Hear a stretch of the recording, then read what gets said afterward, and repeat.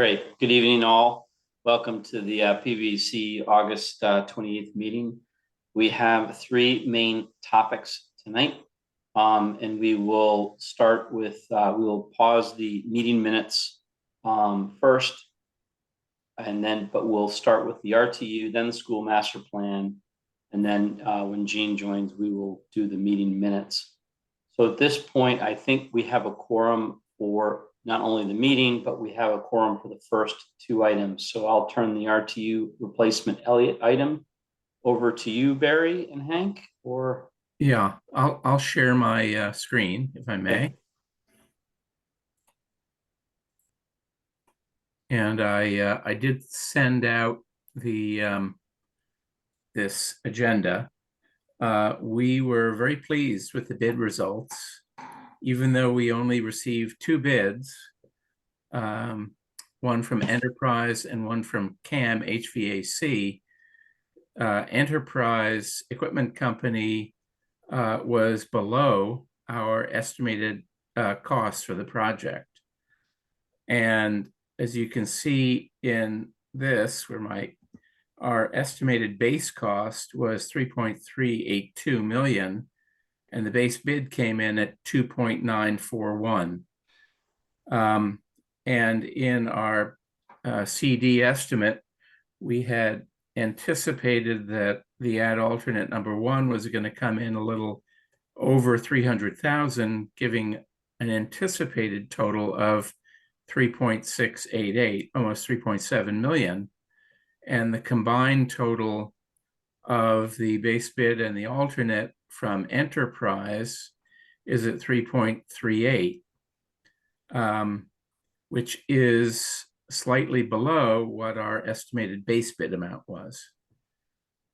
So we are recommending that we accept Enterprise's bid with the ad alternate number one, and award them the contract. It was clear that they were interested in the project from day one. They showed up for the walkthrough. They were very attentive to the addenda, asking questions. And part of their benefit, I think, was that the low bidder on the electric filed sub-bid, Anise Electrical, restricted their bid to Enterprise Equipment. We've had discussions with GGD, and Matt Salvo is on vacation this week, but he said that they have worked with this team of Enterprise and Anise on several other projects and have been very pleased with the results. And because we received no filed sub bids on the roofing, the HVAC Prime included that in their base bid, or in their base bid. Hank, hold on one second. Catherine, can you promote Jean from the panel for the attendees? Thanks. Go ahead, Hank. As I say, even though we only had two bids, we're very comfortable with Enterprise Equipment. And Barry, I don't know if you've worked with them before. I have in the past, and we're currently working with them right now. They won the bid for the high school boilers. And so we would ask the PVBC to vote to award the construction contract for the Elliott School RTU replacement project to Enterprise Equipment, including the base bid and the ad alternate number one, for a total amount of $3,338,435. So there's questions out there. That number is actually not terribly low compared to CAM. So they're in the ballpark together. One's above our estimate and one's below our estimate. So, I mean, it's not as if I would have to question this estimate as being some really low estimate. They're both in the same ballpark, which is good. Yeah, exactly. And the CAM one was slightly, the base bid was slightly lower than the estimate, but the alternate was above the estimate. Right. So, and if it was only CAM that submitted, we would probably need to think twice about taking the ad alternate. But given where we are with Enterprise, I'd recommend we do both, the base Yep. and the alternate. Can we go back to, we had approved this file subbids, these bids, these bidders, but have we, what's been the experience of these folks relative to other similar projects? How many have they done, do you know? I think They've Matt, done, all the pre-qualified bidders, Stuart, had done similar projects, maybe not necessarily as a prime contractor. And I can't remember exactly whether Enterprise was in that category or not. I'd have to go back and look at my notes, but I do remember we went through, they all had done these type of RTU projects over the course of time. Yeah, but just approximately, is it 10, is it 30, is it 20 years, 5 years? They all had at least 5 in the last 5 years, if I recall correctly. So there's and of this magnitude also, this, this dollar amount, 3 to 5 million. and I think the experience that GGD has worked with them on are mainly the MSBA boiler upgrades, boiler and RTU upgrades. And I think they indicated that they had worked with Enterprise as a prime in at least one of those. And Barry, currently Enterprise, I guess there aren't any other filed sub-bidders on the high school boilers. So it's just Enterprise. Okay. Plumbing. And plumbing. Yep. But Enterprise is functioning as the prime.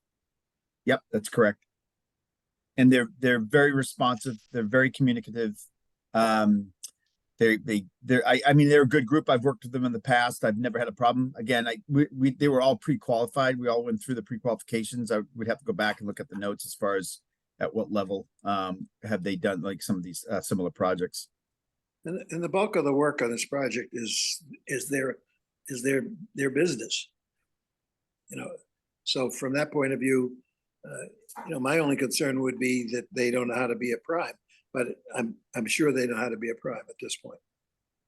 And they only have one file sub-bidder, and they've worked with them before.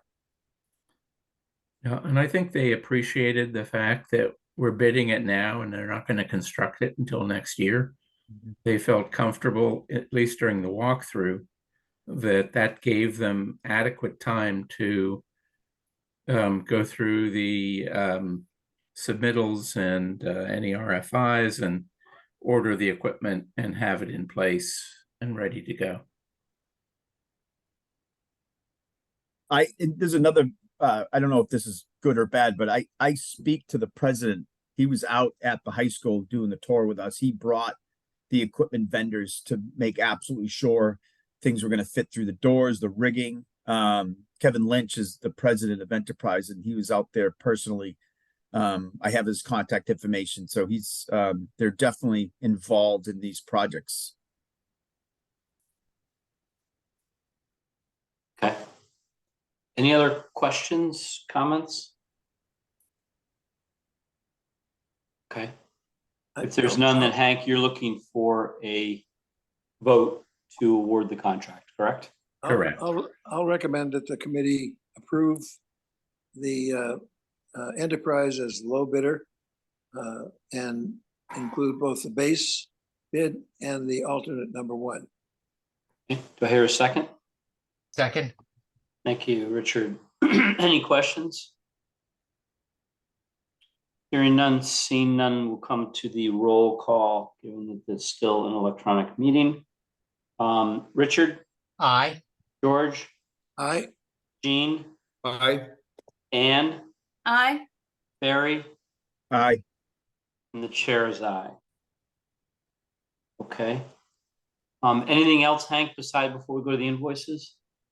No, we will send out the letter of award tomorrow.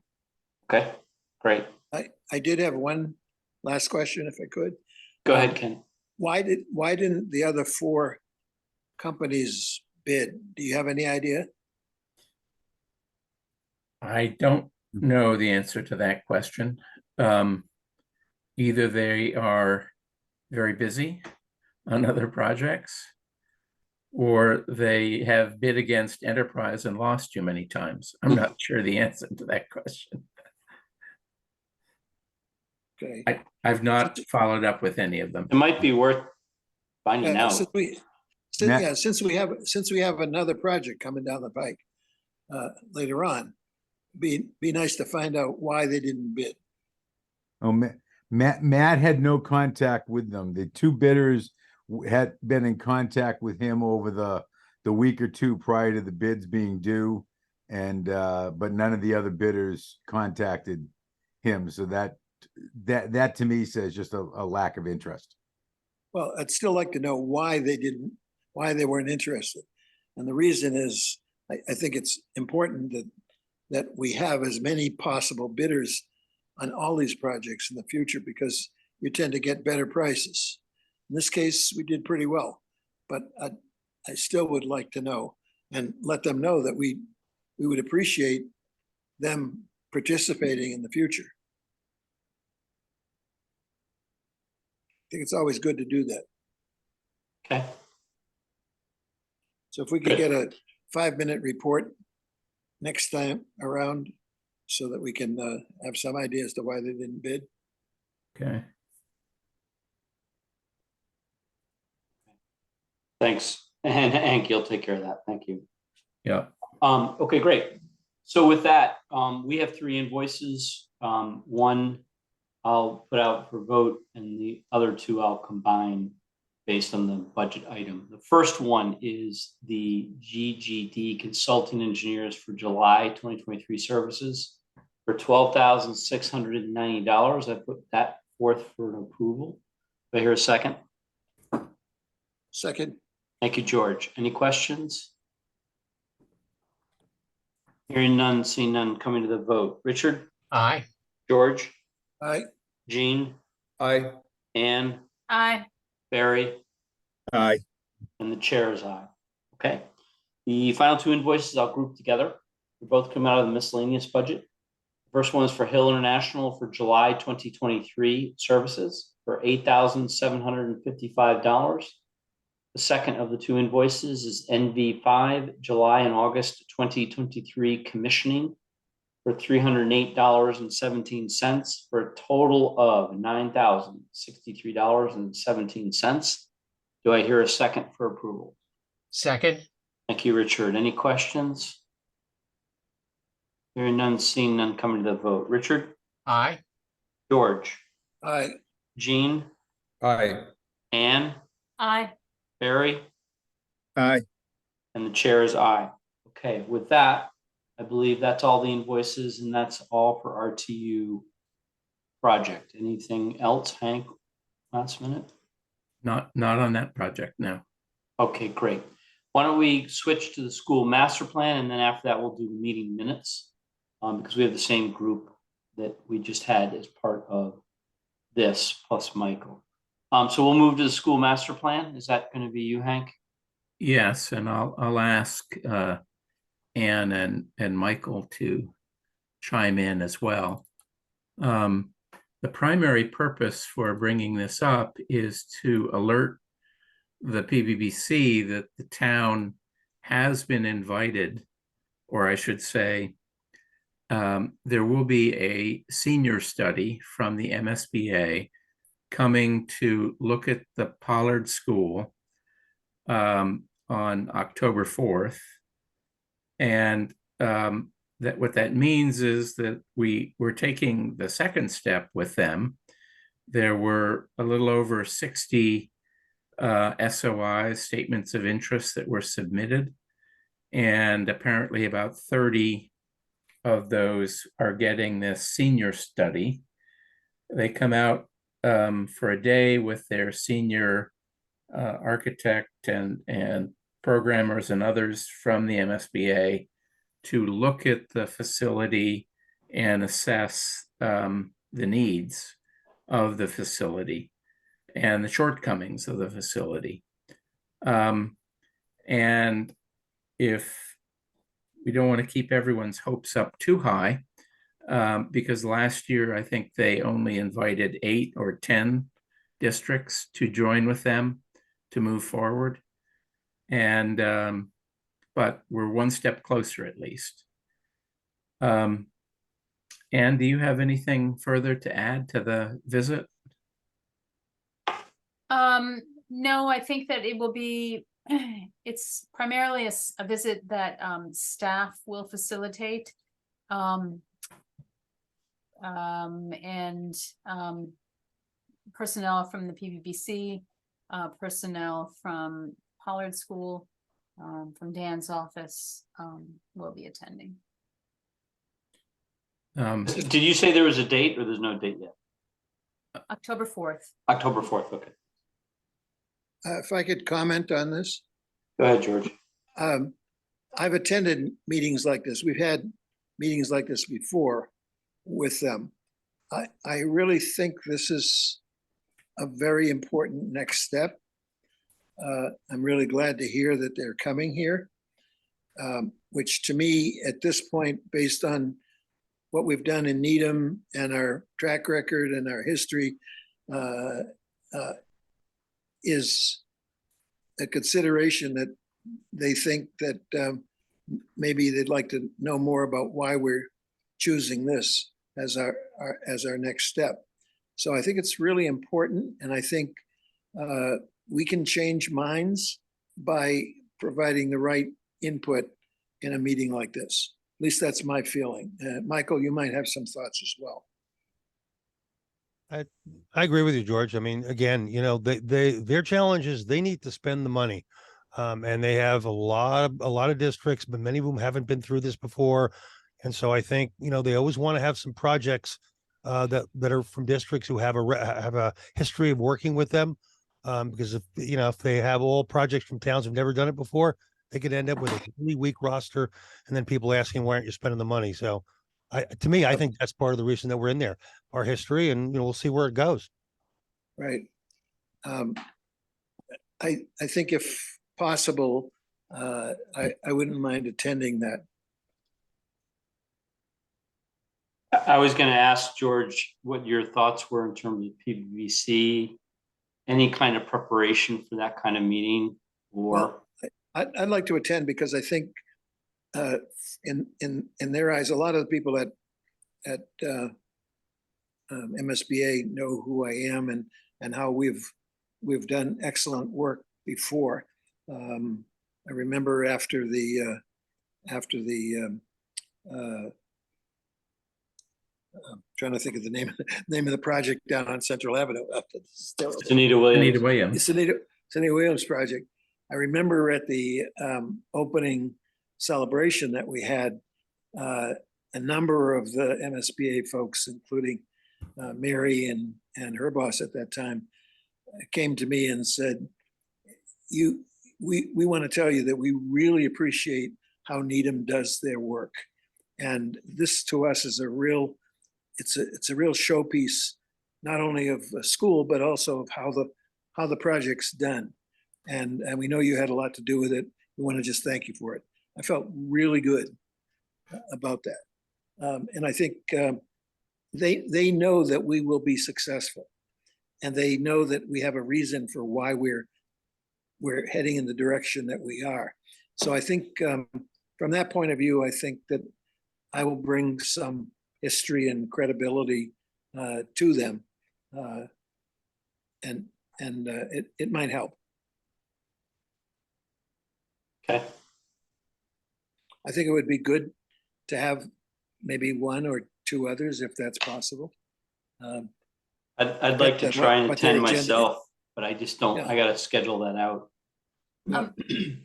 I will take responsibility for bringing this back to the superintendent. I know he has received some similar requests from some other boards in town. And we'll want to weigh, carefully who we have in attendance so that we don't have a crowd or a fairly large contingent on the meeting ends. So. Makes sense. Yep. Okay. It's October 4th, so at least we have some time to sort of plan that out. So appreciate that, Ann, if you can let us know. Okay. And I'll just to remind folks, I've put up the timeline. This was from December of 2022, where we were looking at 4 different timelines.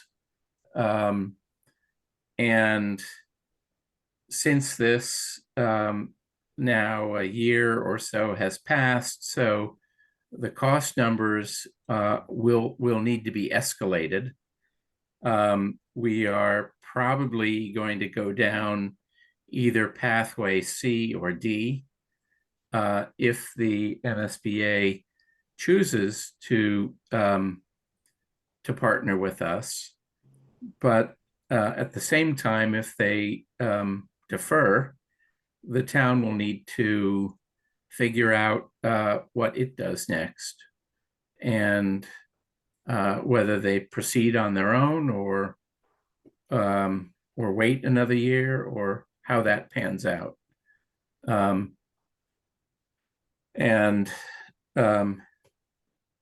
The advantage of pushing Pollard first, I think, is pretty obvious. They did get SOIs for both the Mitchell and the Pollard. And so I think they heard the message that we prioritize Pollard over Mitchell at this time for the reasons that were stated in the applications.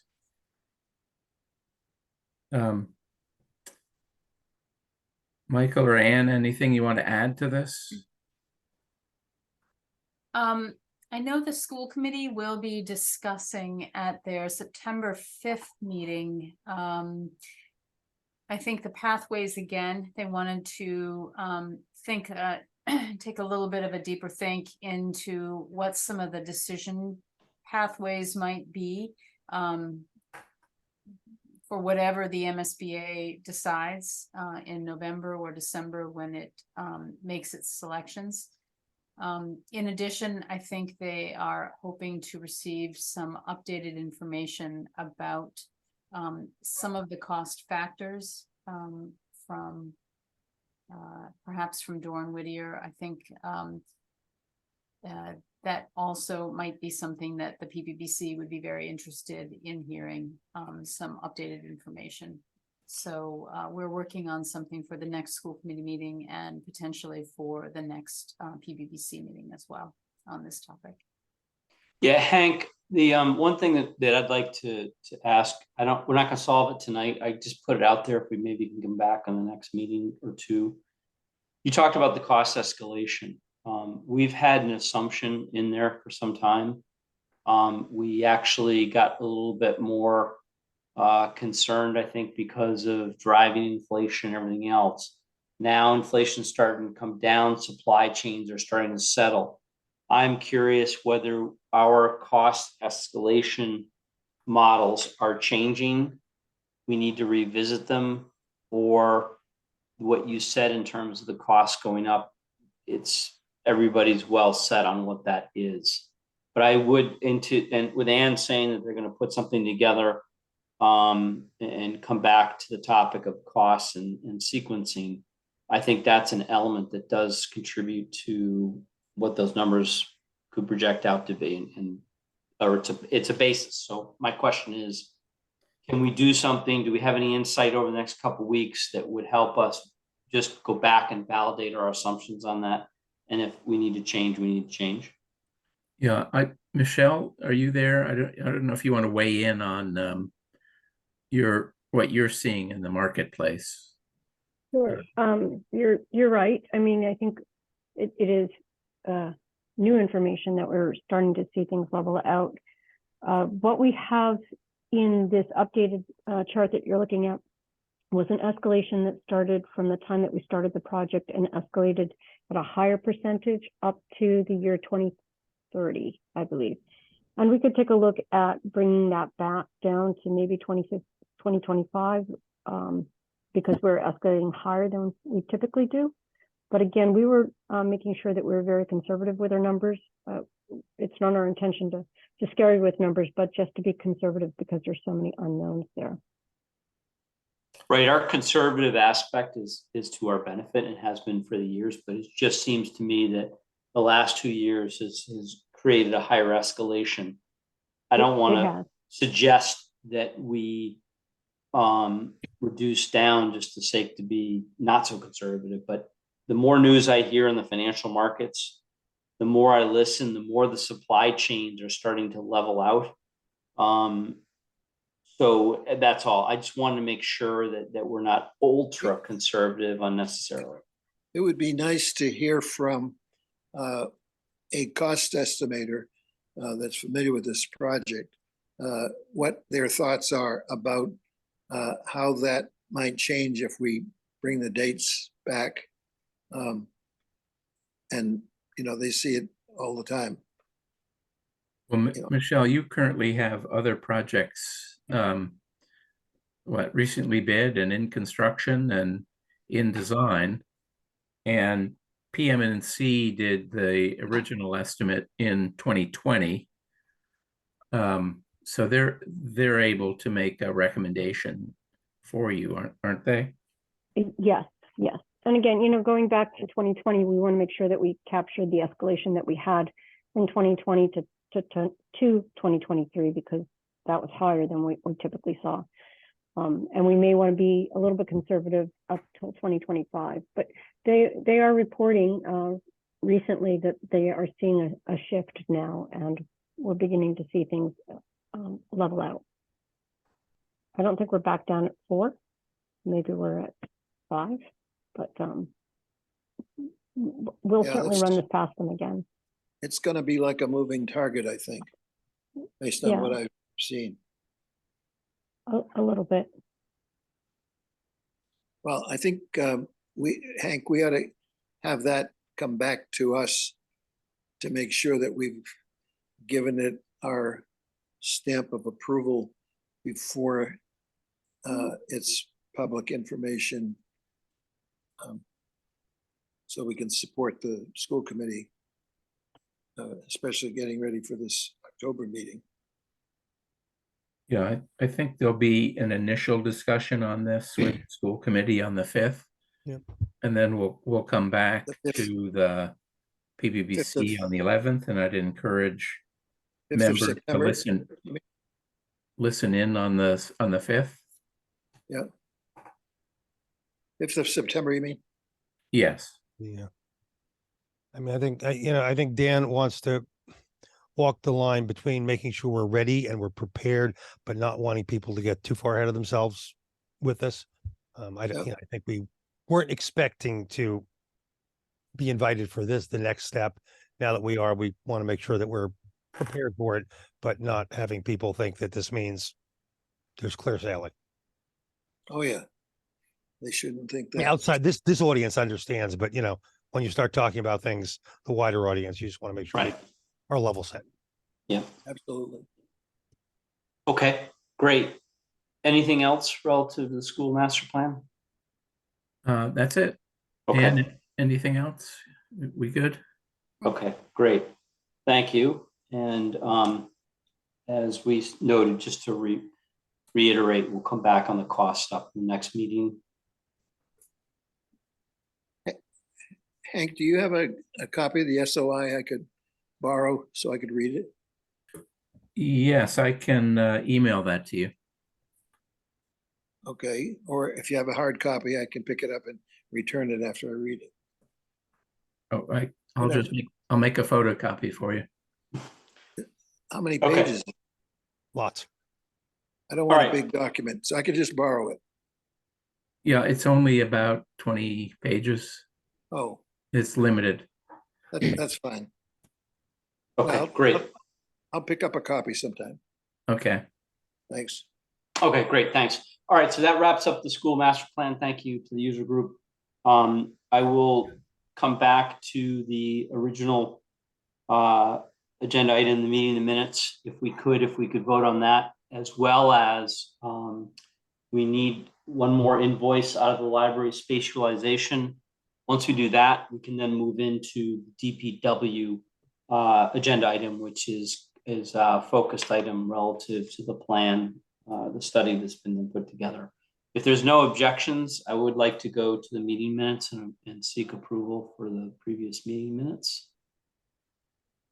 Hearing none, seeing none, we'll do that. So I will put forth the last meeting minutes of the committee for approval. Do I hear a second? Second, Thank you, George. Any questions, concerns? Hearing none, seeing none, coming to the vote. Richard, Aye. George, aye, Jean, I wasn't at the last meeting. we established, Jean, that the meeting minutes can be approved by the committee Okay. that is attending. It's an Okay. acceptance. Okay. Aye. So aye, okay, great. And the chair is aye, and I believe that hits the quorum. Okay. We have a library space utilization study invoice. I don't think we have a quorum for that. We need 5 people and Do we need 5 for that Yes, one? we do. Or we don't have user committee? Okay, so we'll have to Yeah. push that then. they'll have to go to the next meeting. Okay, so we will table that one, and now we will go to DPW. And so we've got Barry. Do we have Shane? Shane is not available. Okay, so just Barry from the user group. Yeah. Okay, I will turn it over to you, Hank and Barry. Yeah. And I will turn it over to Mike, who comes up on our screen as Jemay. Oh, wait a minute.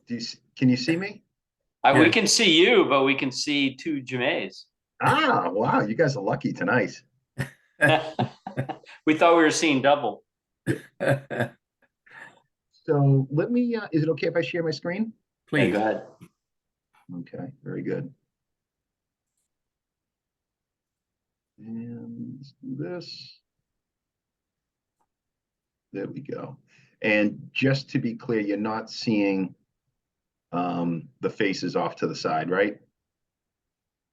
Yeah, the faces are off to the side, correct. Okay, all right, I was trying to minimize them. All right. So first off, just let me say, number one, I'm in an area that we're getting storms now, so I have a terrible internet connection.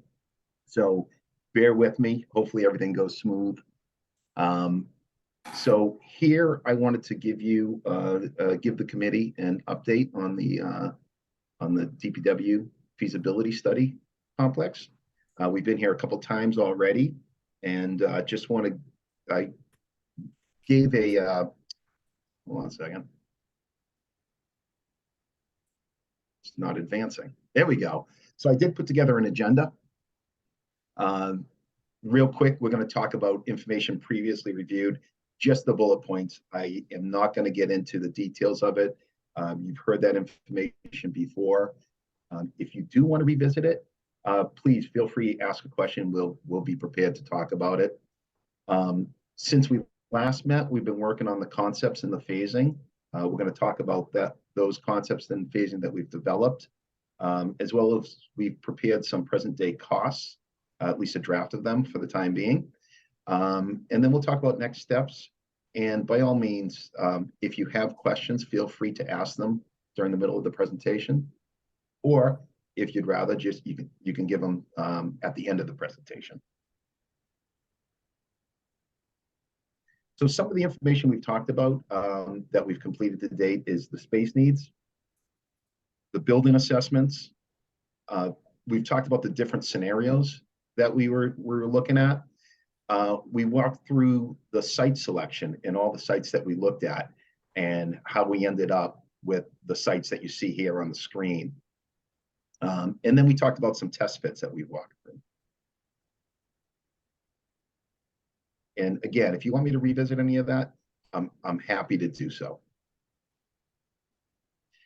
What we haven't talked about and developed since last time we met was the recent flooding at 470 Dedham Avenue. I'm assuming that this committee has heard about that. This was about 2 weeks ago, and it ended up with about 2 inches or maybe even more on the floor of the Public Works facility. So we want to consider that as we're moving forward, and want to be sure that we prepare for this and make sure it doesn't happen at any new facility that is constructed at 470. So the first option that we're going to talk about is the consolidated option. And this is something that this committee specifically was interested in. And in this option, what we have is at 470 will be highway, water sewer drains, parks and forestry, and fleet maintenance. Admin and engineering will remain at 500 Dedham Avenue. Recycling and solid waste will remain at the RTS facility. And building maintenance will remain at the Daily building. And these last three are consistent for all the options. So as a result, I just changed the color on them just so we can be consistent and keep that in mind as we move forward. So the first option, the consolidated option, and in the interest of time, I'm not going to spend a lot of time walking through the details on the different concepts. I think what we should be focusing on right now is really what scenario are we looking at in these concepts. So in the consolidated option, what we have is we have predominantly counterclockwise traffic flow patterns. At the top of the screen, you'll see that we have a drive-through wash bay. We have 2 drive-through maintenance bays. We have the remaining maintenance bays, including the welding bay, as drive-in and back out. We have floor access and overhead door access to the shops. Those are shown in green. And we have a drive-through maintenance bay. Drive-through vehicle storage bay at the bottom of the screen. Some of the benefits of this is this is the most consolidated operation, and therefore it's the most efficient operation. And it's the most efficient from the point of the operations themselves, as well as construction, and as well as long-term O&M. Some of the challenges for this option, it is a tight site. As a result, what we've done is we're recommending that we displace a portion of the wetlands and relocate those wetlands to the opposite side on that same wetland area. That will give us adequate circulation to the rear of the site. The other challenge with this one is we're utilizing a portion of the school, a portion of the property that is currently under the jurisdiction of the school, and that is shown in yellow here. So phasing for this option would involve, number one, it could start with a limited construction at 470 Dedham Avenue. That's going to allow us to continue DPW operations at that site. Then, as necessary, we can temporarily relocate those operations to either the Cogswell building or to the Hillside School. Hillside School has been used for a number of temporary operations in recent years. Phase 3 is to complete construction of that new facility, and then the operations would move back to that new facility.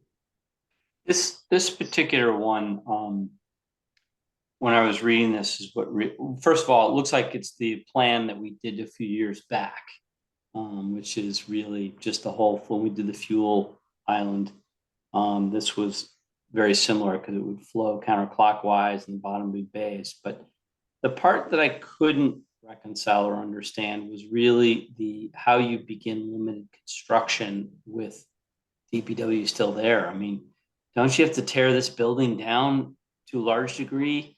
And then where are you going to displace the vehicles? So I didn't understand phase 1 as well. Right. So, and we do have multiple scenarios or multiple concepts that are like this. But essentially what would happen is we would start with the wash bays and the maintenance bays in the shops, and then everything else would have to follow thereafter. It would be tough, it would be difficult, and it's just an option that we can consider as we move forward, as we get into the design phase.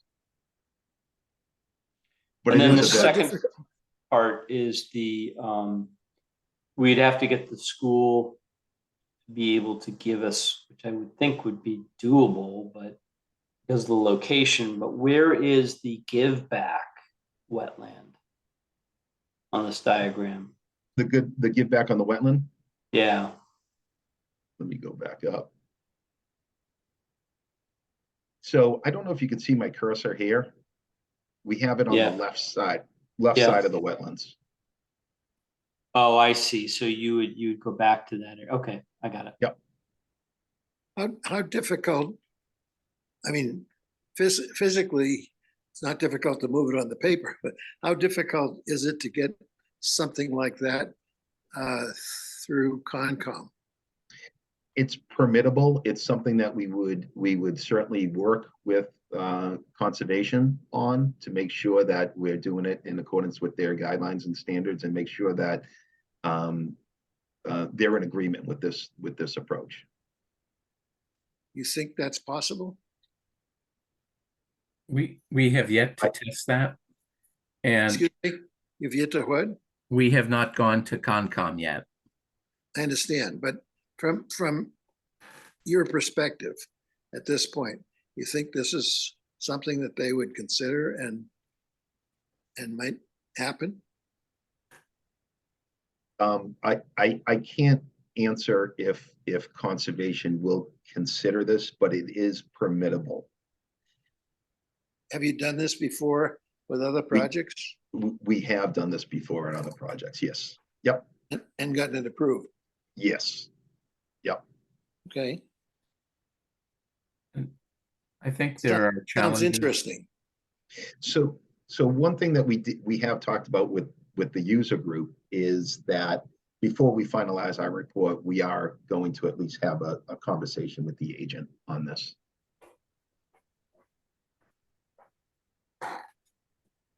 That's a good idea. And as you recall from the other site assessments, all sides of this building are impacted by the wetlands setback district in one way or another. The large garage storage, fleet storage bay here is well within the 25-foot no build zone of that the channel. We would have to figure out how to how structurally how that would be put in. The impact on the other side, where within portions of the building are also within the 50-foot setback on 1, 2, 3 sides. So there would be a lot of discussion with Concom on this. From the, I guess I'm being logical in this comment I'm going to make, and that may not work. But from the point of view of cleaning up this site and making it a much more desirable site, both for the users and for Concom, it might make a lot of sense for us to rebuild on this site and end up having a site that is not likely to have oils drained into wetlands, et cetera. You know, it's a mess right now, and it's all been grandfathered in, but it certainly would be a lot cleaner and neater as a facility, and what its impact is on the local environment and wetlands if we went in there and rebuilt this whole thing. That's my opinion. It may sound too logical to an engineer like me.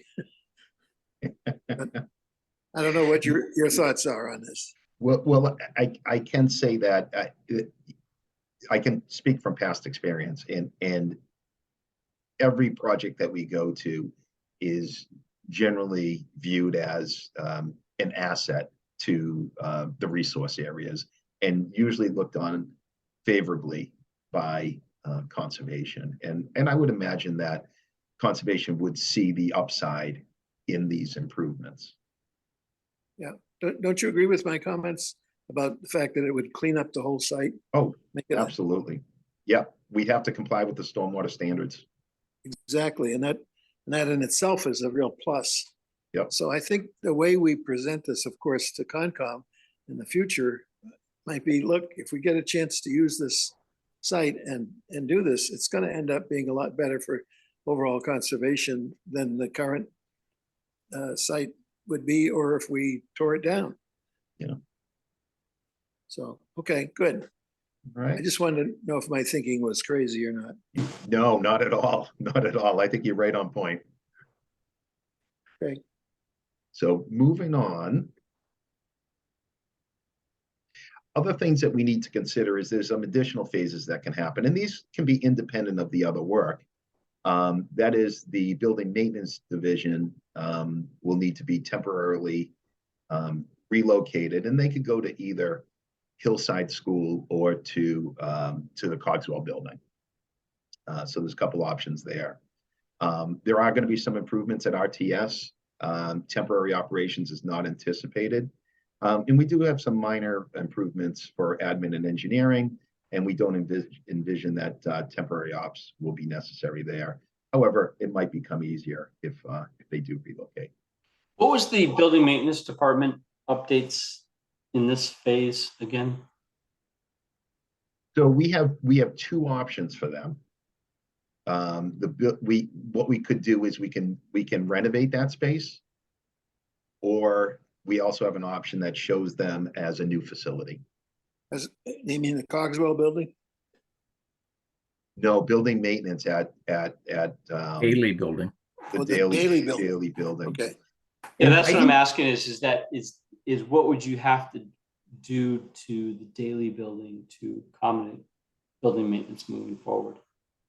Is it just office space? Is it big construction work? What? So we didn't show that in this presentation. What we have is there's a small garage area off the back of the building that is of no value to the future operations. So we're actually tearing that down. We're building an addition. Okay, so it'd be an addition is what you're talking about. In addition, plus renovations of the existing spaces. But we also have an option that is a complete tear down and redo. And those two options are reflected in the pricing at the end. That's something the town may want to do in terms of the operation of the Daily building. Is it time to tear that building down and put whatever you want in there, including building maintenance operations? There's certainly some advantages to building a new structure that is intended for its future use. Yep. Yep. Okay. And there's room on that site to do that?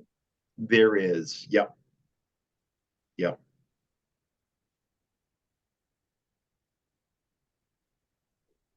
Ready to talk about option two? Yep. All right. This is option two is a campus style, and it's utilizing parcel 74 as well as 470 Dedham Avenue.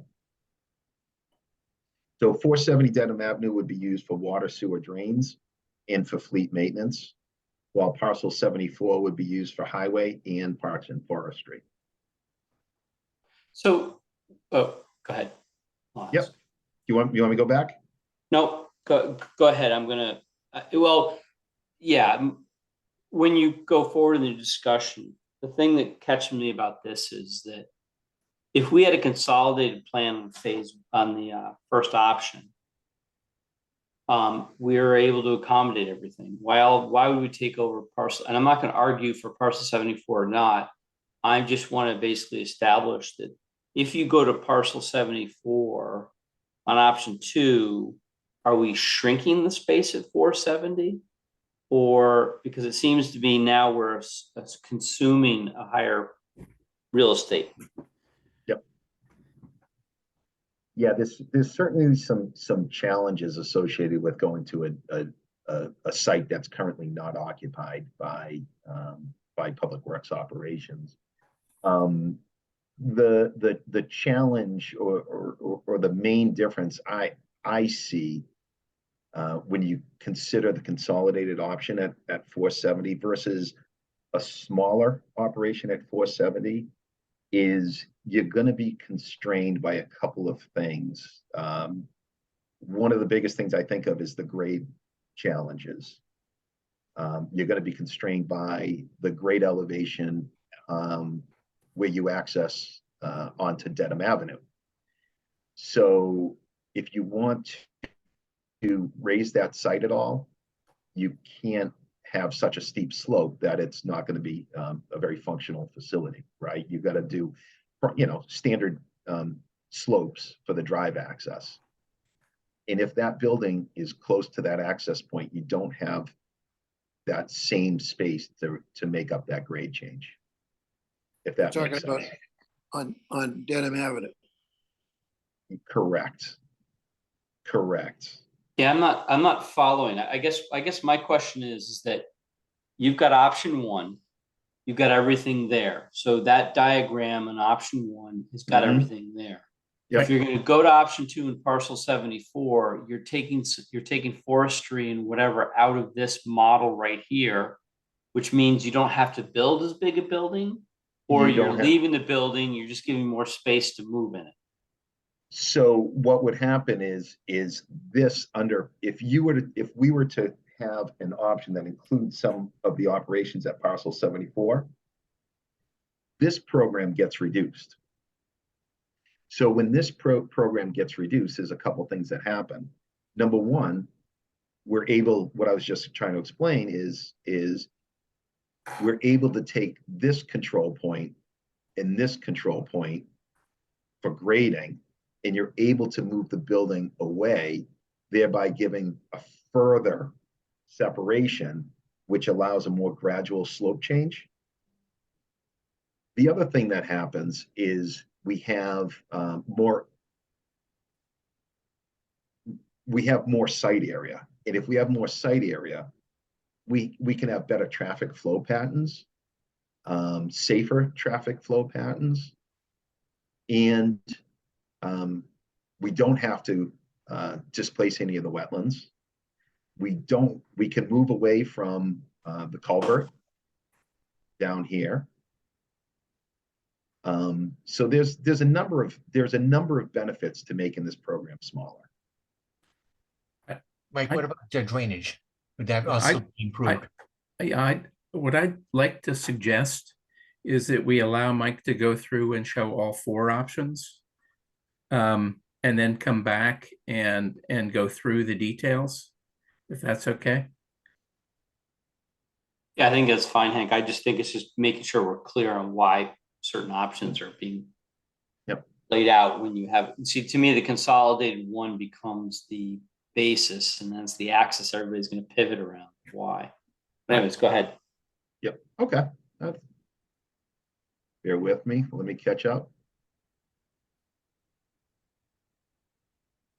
Okay, so this is where we left off, right? Okay, so in this option, what we have is an access point directly across from the street here, and that street name escapes me.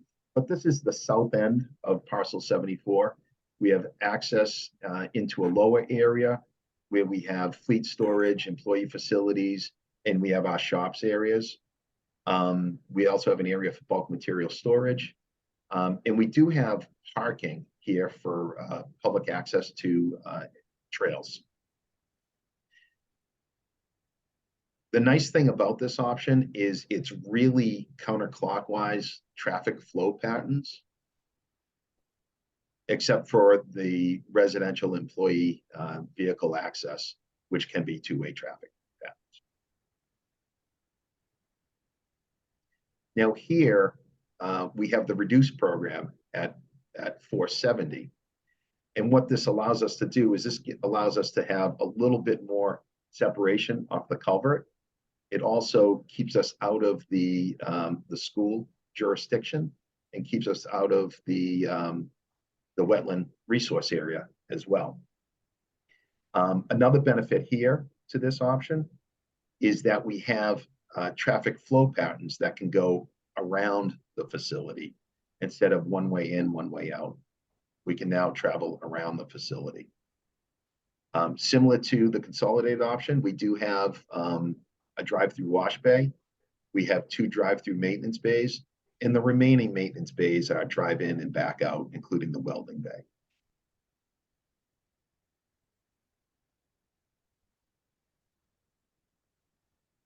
Some of the key benefits here is 470, again, we have more site area, allows for safer traffic patterns, better traffic patterns, and allows for better drainage.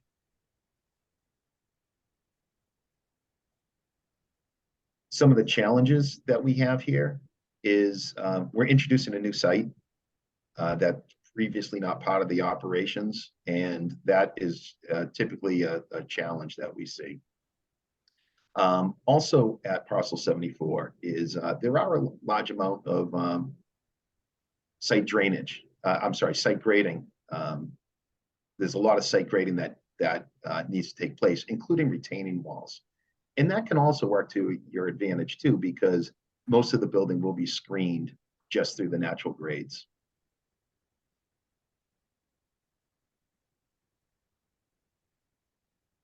So the way that this would be phased is we would construct that new facility at parcel 74. We would move highway and parks and forestry into parcel 74. And then we need to temporarily relocate fleet maintenance and water sewer drains. They can go to parcel 74. We can also move them to one of the other sites as well, just as easy.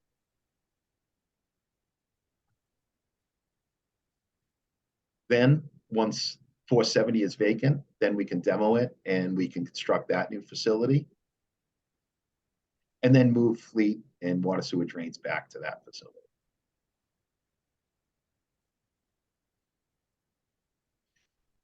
Option 3 is another campus style using Hillside instead of parcel 74. So it would be Hillside and 470. In this case, Hillside will have highway and parks and forestry. And here's the Hillside concept. For those of you familiar with that site, the entrance way is on a higher level than the back of the site. So what we have is kind of a meandering drive to make up that grade change to get into the vehicle storage area. In this option, what we also showed was an access area that goes around the facility. And then we have a ramp that goes up on that counterclockwise traffic flow pattern. So this parking area will sit higher. There are a number of retaining walls that are required here to make up the grades.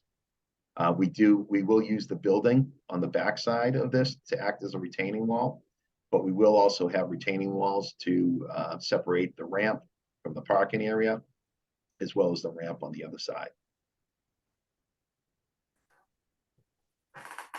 So some of the key benefits here is, again, same as the previous option. We're opening up that area at 470, and there's some benefits to that. Some of the challenges here are we are introducing a new site. There is a large amount of site work and retaining walls associated with this option. There is contamination at the Hillside School. This would require elimination of the fields. We would also have to have the school committee release jurisdiction on this site. And it would require demolition of the existing school, which has been helpful to the town in recent years.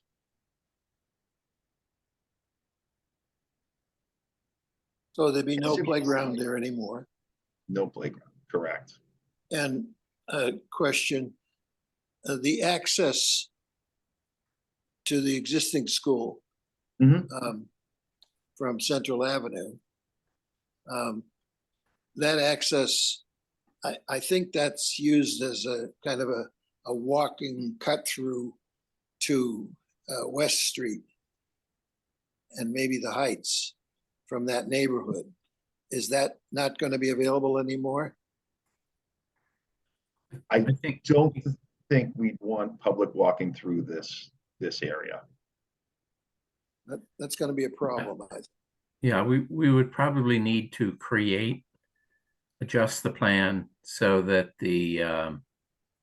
there could be a pathway around the building. It might need to be fenced in. But at the left-hand end of this, there's the walkway that goes up to Bobsled Road. Right. And you're right, George, that the neighborhood, not only would they object about not having pedestrian access, I think they would object to having the traffic on Glengarry and West. And I don't know how much that playground is used anymore, but whenever you try to get rid of a playground, you're going to be asking for trouble. But that's something we might be able to do something about. I don't know. I kind of doubt it. It sounds like playgrounds and DPW buildings don't really, they don't really, work together on sites. But certainly, if you put a new building on that site, I think we've always thought of having a walkway somewhere toward the uphill side of that site, behind the existing school, so that you have a walkway or a bikeway where people can ride their bikes through there and then go up West Street to the Heights. That's used more frequently than you might think. Anyway, that's Maybe what we could do in this, is allow, instead of an access road to go around the building, we could turn that into an access path that is separate and fenced off from the rest of the facility. Yeah, I think if you talk to the fire department, they're going to want some way to get in the back of that building anyway. Yeah, we've come across that on some of our projects. Yeah, well, I'll tell you, they'll definitely want a way to get to the back of that, especially if it's a DPW building, where you might be using some materials that might be flammable or anything like that. They're going to want to get it in the back of that building to make sure that they can get easy access to it. But anyway, I think that needs a little bit of work to make sure we don't get hit over the head by a lot of people.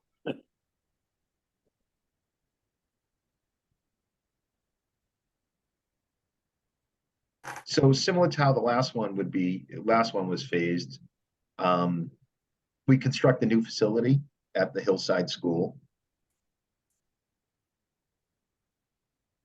And then we move Highway, Parks, and Forestry into that new facility, and we temporarily relocate fleet maintenance and water, sewer, and drains.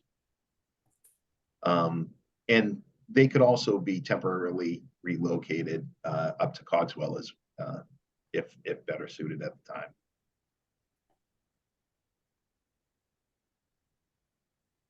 Once 470 has been vacated, we'd construct that new facility, and then we'd move fleet maintenance and water sewer drains back there.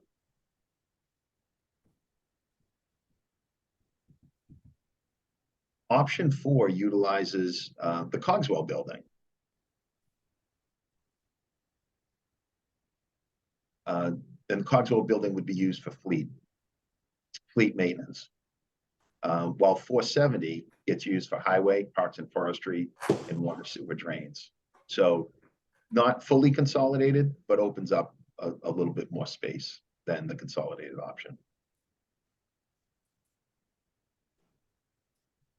So under this option, what we're doing is we're repurposing the existing 6-bay garage. We're adding some office spaces off to the side, off to the right. And then we have employee facilities and utilities, as well as some material storage, and that would all be on the upper level. And then separate from that, we'd have fleet storage, we'd have canopy structure, and we'd have a drive-through wash bay.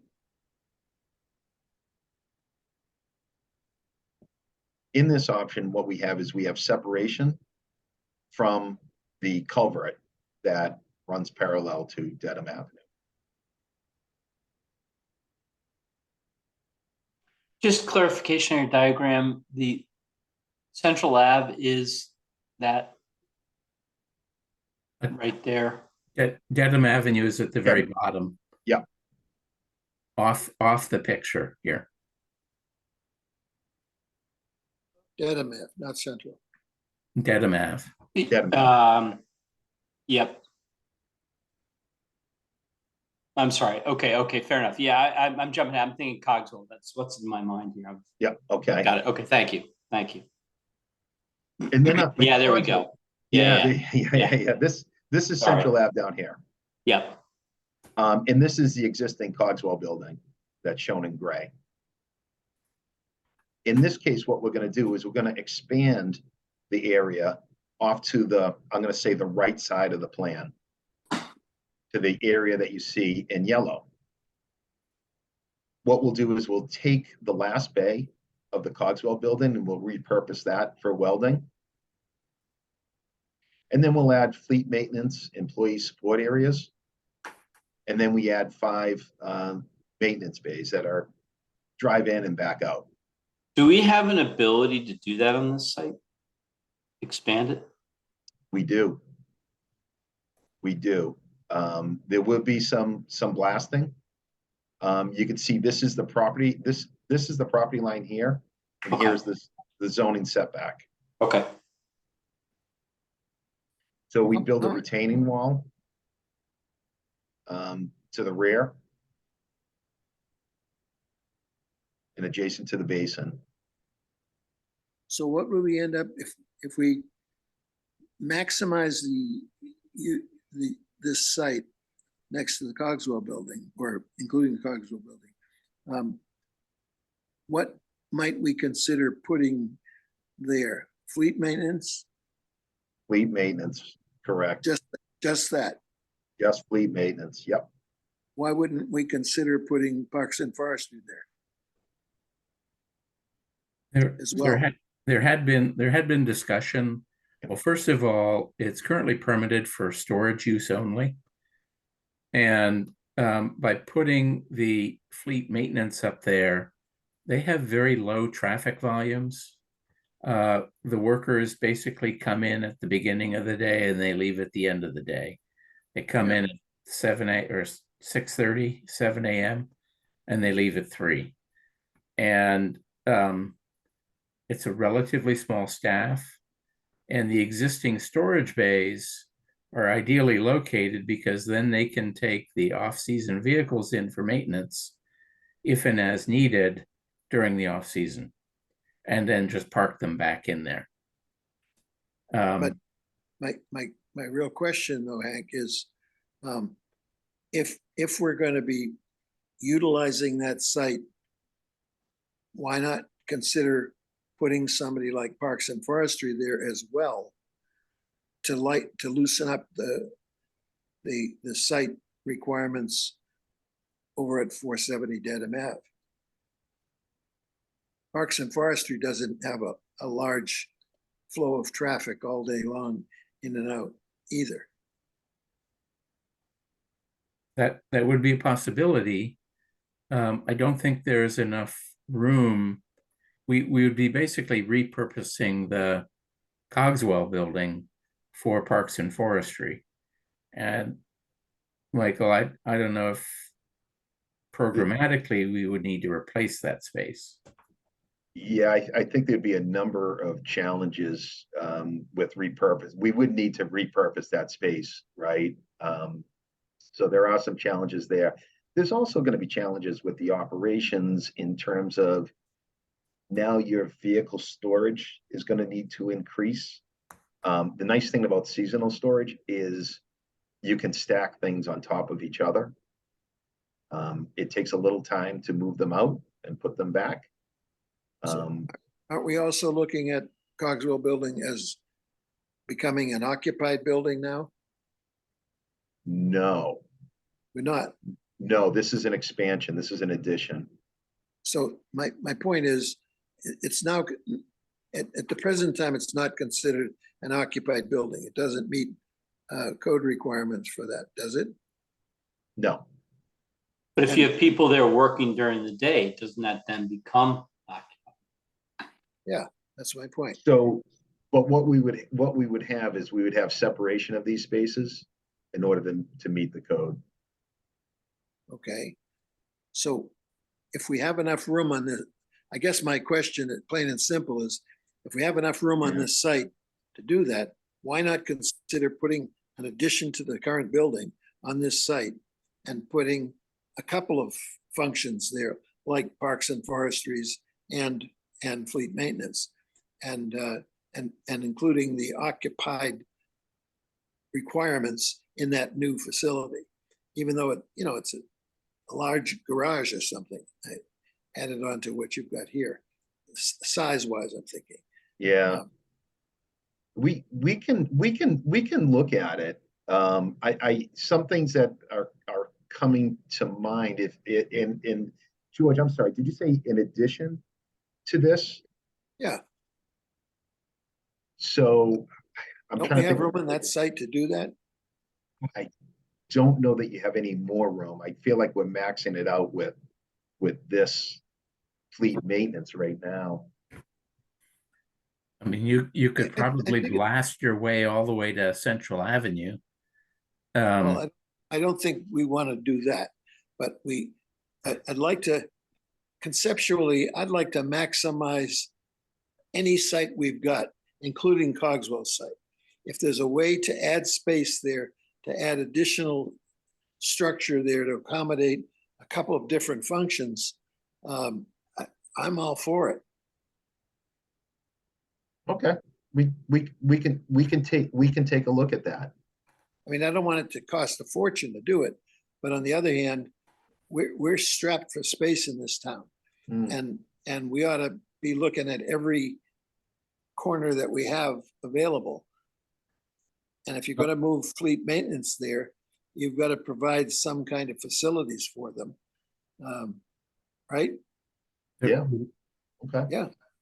And so you might as well, if you're gonna do that, maybe you can create an attached building that has just those facilities in them, and that would accomplish facilities for fleet maintenance and for parks and forestry in the same facility. And Just a thought. Jemay, the other Jemay is on the call, so we'll work together on that and see what we come up with. Okay. I mean, in essence, it would be a donut with one entry drive coming into it.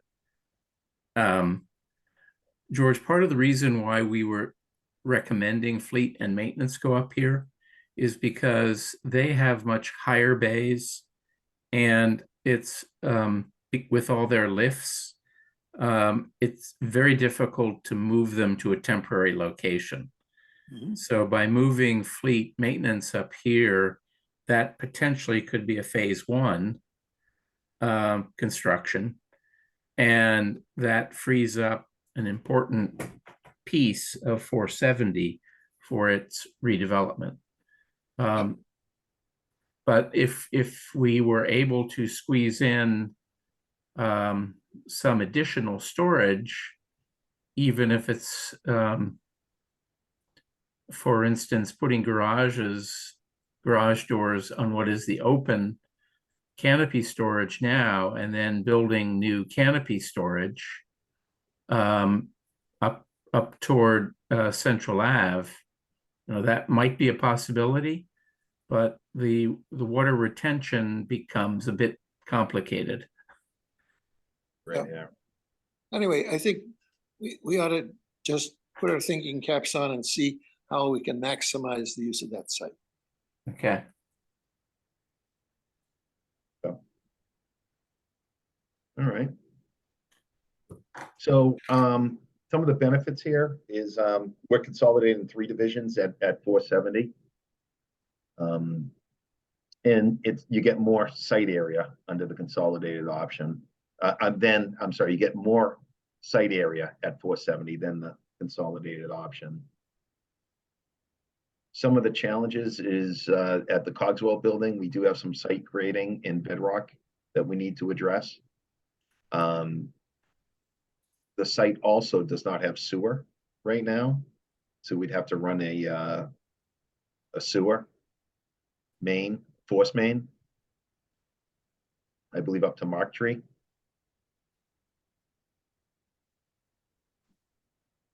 You have to run all the way to Mark Tree? Yep.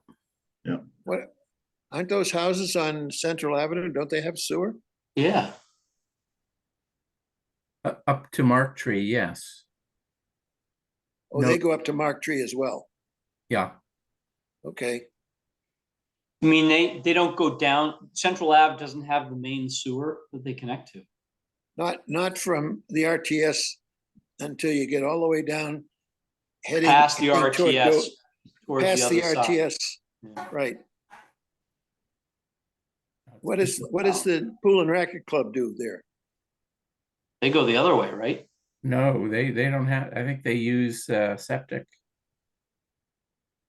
Yeah, I don't think there's sewer until you get way down toward Pine Street. Wow. I'm not sure. You'd have to talk to the sewer department for that, but I think that's true. I don't think there's any sewer connections on Central Ave until you get down toward Pine Street. Yep. I believe you're correct, George. The other thing that we called out as a challenge is, the shop space gets reduced by repurposing the existing 6 bay. Now, we might be able to add in some additional space when we add in the offices, but for the time being, we just assumed that was going to be a reduced shop space. Plus, you're reusing the existing 6 bay in this Yep. design. Correct.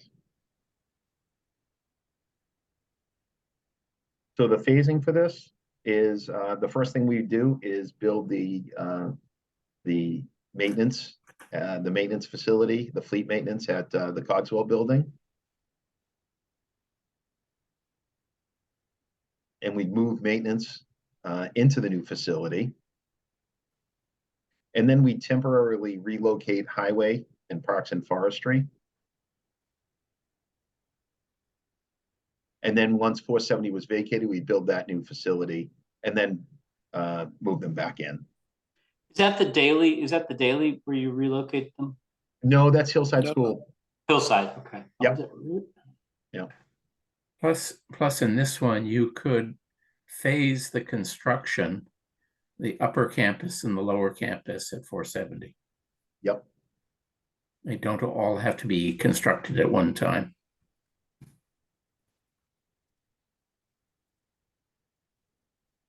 So we did pull together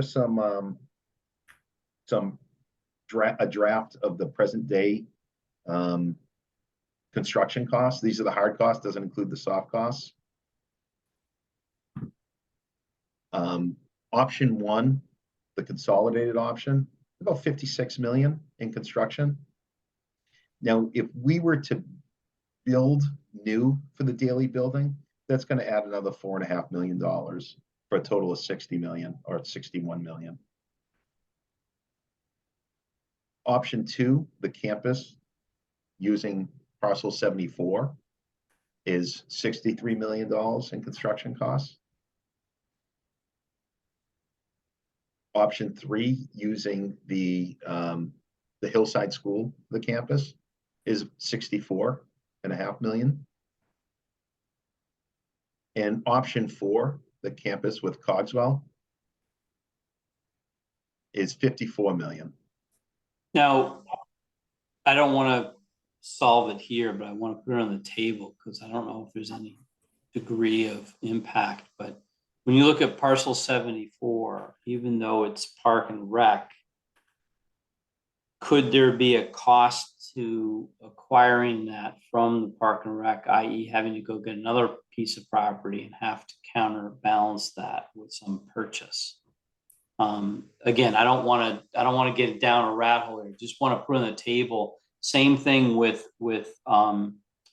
Hillside. Is there any level of cost to property versus just a simple, here you go, DPW, school says, hey, here you go. So I wonder if there's some other costs that aren't incorporated here. Well, one of the things, Stuart, is that we don't have costs associated with it, but there may be costs in the long run. But if you use parcel 74, the first thing you have to do is you have to get the state approval to do that. And what they're going to ask you to do is they're going to ask you to give them a piece of land, right, that's equivalent to that. Yeah. Now we may already have it. We may already have that banked in the bank, so to speak, in the town, because the town has a lot of space that's been given to them over the past 5 to 10 years. And so they have kind of land in the bank, so to speak. And we may have that already. I don't know. If we have to go and find land to do that, there may be some costs associated with that. Right. But that's the cost I'm talking about. Other than that, we own that land, really. But the state has to approve any reutilization of that. And it would just be the space that we utilize there. Okay. We wouldn't have access to more than. Yeah, and that's what I think we just have to make sure we're appreciating in these cost models, is those other things that are working. If that parcel up near Ridge Hill were ever acquired by the town, then that would clearly be one area of potential trade-off.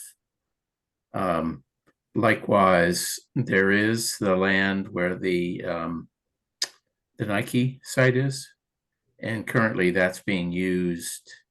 That's under the jurisdiction of the select board, I believe. Right. And it's being used as a community farm. Right, but as I said, Hank, I think there are a number of other sites that are kind of in the bank, so to speak. Perhaps.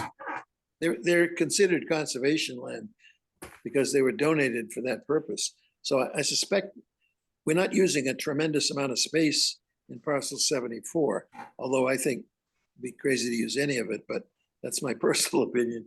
But the fact is that if we use that the way it's being proposed, it's not a lot of space that we're taking up. And so we don't have to replace it with a lot of space. So we might have some smaller sites in the bank that we could use for a swap off. Yeah, we can look into that.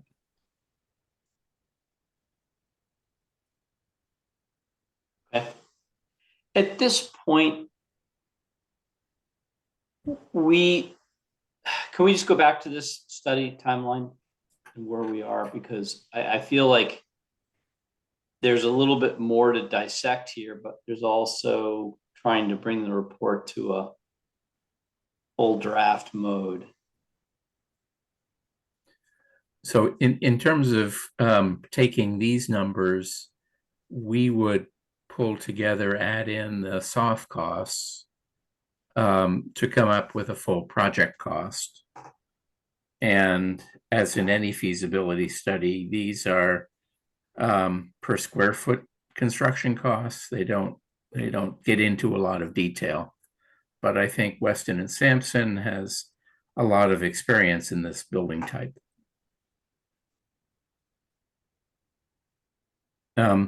And I don't know that it's necessary or maybe not even appropriate for the PBBC to select one of the options, because ultimately that would be the select board that determines what the direction is, and other boards, particularly if we have to do some land swap with the school committee. And Hillside is complicated because the IT department, the school IT department, currently is residing in that building, and unless and until there's alternate accommodation, they will remain in that building for the foreseeable future. I think though that what I gotta be careful how I say this. The select board is going to be looking to us for information, enough information for them to make the decision. And so giving them a cost estimate as crude as it is at this point in time, which is not a problem, we really need to tell them what the issues are at each site. So just having the numbers is not that important, in my opinion. You also need to tell them exactly what's going on at each site and what the issues are, so that they can use those along with the approximate costs to figure out what the best option might be. I agree, we should not make that decision, but we need to provide them with the information to make that decision. And it isn't just in this table, but it includes what are the specific issues associated with each site. Mhm. And that we can do that. That's not a big effort to put that together. No, and we would need to carry, I think in soft costs, we would need to carry moving costs. Yeah. Sure. And temporary facilities and think through that. But I think as a basic armature, these numbers are a great starting point. Absolutely. But there are issues associated with each site. None of them are easy. Correct. And I think we need to expose them to specifically what those issues would be. Mm-hmm. And that may swing a lower number to a higher number because of the issues, or a higher number to a lower number. It may shift things around when you look at issues along with costs. Mm-hmm. So can we again go back to the timeline for the study, Hank, and just recap? And then next actions that we have. Yeah, we need to draw this to a conclusion so that some of the information coming here can be put into the 5-year capital plan. Mm-hmm. And you all know how complex that is in association with all the other projects that we're studying, and the largest project being the school master plan. So I guess what, Mike, I'm not sure where you stand on this, but we'd like to get a final draft report. Yep. Incorporating some of these comments. Yep. And variations on that study. We would need to sit down with the conservation officer, with Deb Anderson, and have a preliminary discussion. I think that the option 1 would raise a lot of questions in their mind, whereas the other ones back off the edges a bit more in terms of parcel 470. So I don't know if we can turn around a draft report by the next meeting, which is September 11th. Otherwise, we would be coming back at the second meeting in September, on September 25th. There will be a presentation of this information to the select board on the 12th of September. Can we put together the issues associated with each option before that? I think that would be very helpful to them. Yeah. We could definitely put that into And play. we have a meeting before that meeting, right? Yes, the 11th. So the night And- prior. The night prior to the proposed select board meeting. Yeah.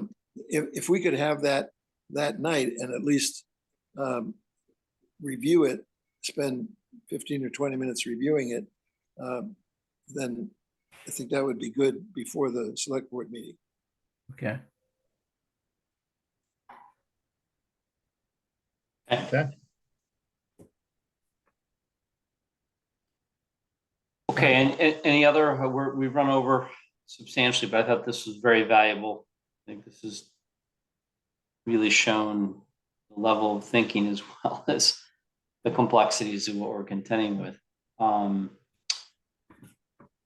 not a small price tag either. No, it's not. I stopped at the numbers myself, but you know, it's this day and age. Much like the school admin, DPW has been really an important piece that we have to tackle sooner rather than later, but And that has to go in the debate cycle.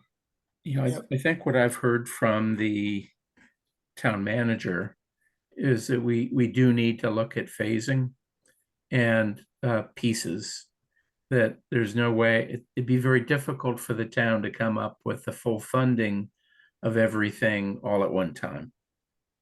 And to date, the town has done phasing with the 6 Bay, the Cogswell building, the fuel station, so on and so forth.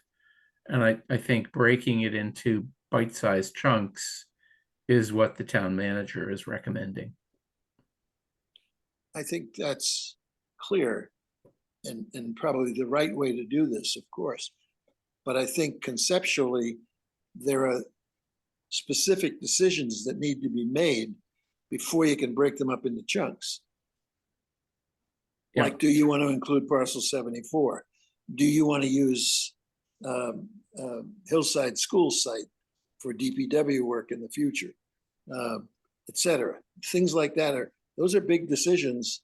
And before you can break things up into pieces to build, you really need to know whether or not they want to do those two things, for example. Yeah, those are good points, George. I should say that coming out of the working group discussions, people were leaning toward option 4. I think it's important that the committee hears that opinion, because those were the opinions coming from the DPW folks. Which means including Cogswell building additions, et cetera. Yeah.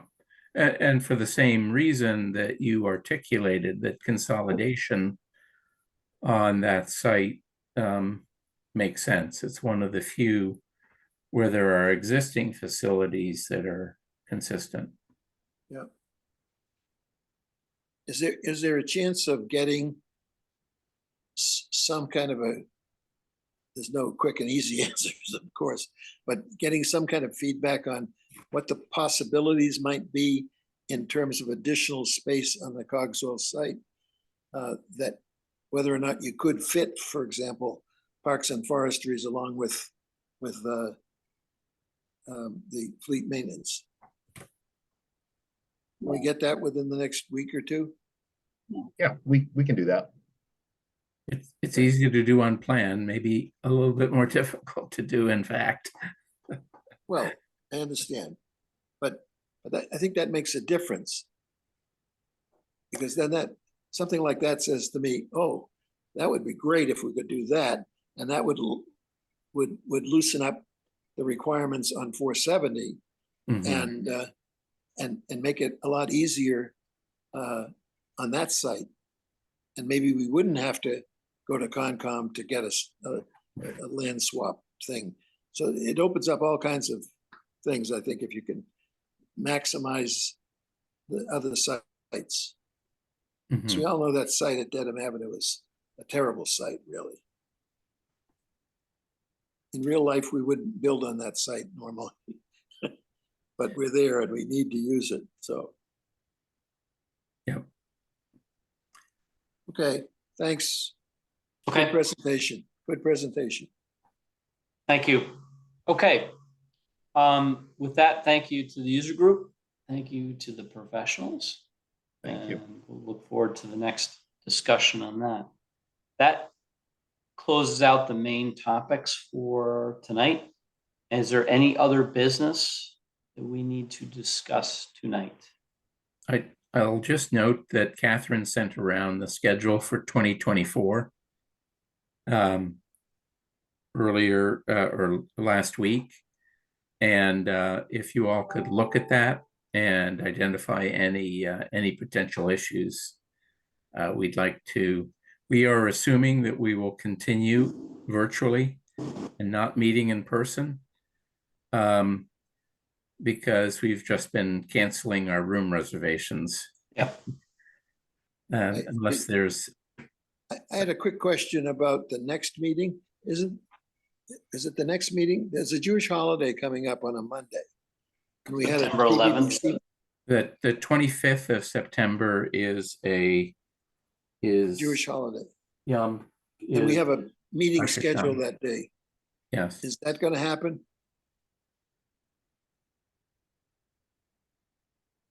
I am actually out of town that week, that full week. And I look to you, Richard, but I was going to talk to you later on about that, sharing that. Yeah, no problem. But if we feel that that's a holiday, and if we relook at our project schedule, do we need to hold that meeting? Maybe you could look at that, Hank, and get back to us. Yeah, we're trying to conclude all of these studies. Mm-hmm. But by the time we get to the final draft, the history tells me that there are not a lot of changes after we get to a final draft, but we do need to conclude all of these. And I think we've pretty much concluded the library and pretty much concluded the CAF study. And the library, we just need formal acceptance of once they complete the final document. We normally don't use a Jewish holiday as a meeting date. Yeah. That's why I mentioned it. It's Yom Kippur. Correct. I mean, I'm not Jewish, but I respect the Jewish holiday for anybody that wants to come to the meeting. And I know Erwin is Jewish, of course. I think he may be our only committee member that is.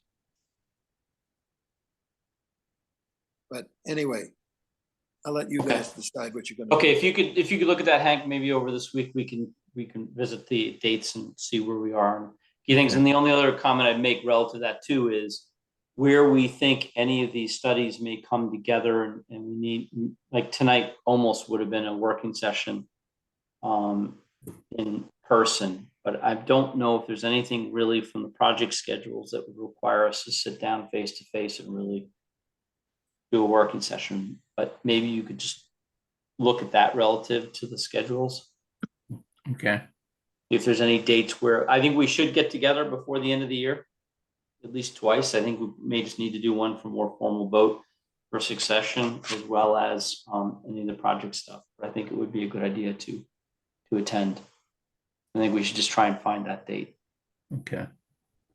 And for ease of selection of rooms, I believe that Catherine needs as much notice as possible. So we should act on it sooner rather than later. Well, we've got most of them reserved to the end of the year, right? So it's a matter of we're just canceling now, correct, Catherine? For the most part, yes. Okay. But point taken. I think you're absolutely right. But in 2024, I'm not going to be reserving any rooms. Okay. So that will be a problem. Okay.